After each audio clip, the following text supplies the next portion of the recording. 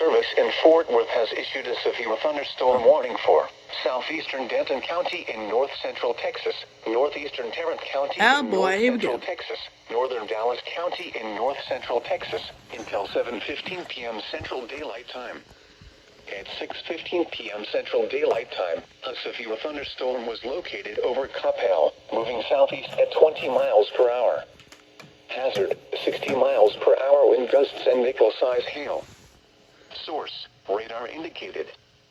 Impact, expects damage to roofs, siding, and trees. Locations impacted include Dallas, Arlington, Plano, Irving, Grand Prairie, Mesquite, Carrollton, Louisville, Flower Mound, Euless, Bedford, Grapevine, Keller, Coppell, The Colony, Farmers Branch, Southlake, Bulk Springs, University Park, and Colleyville.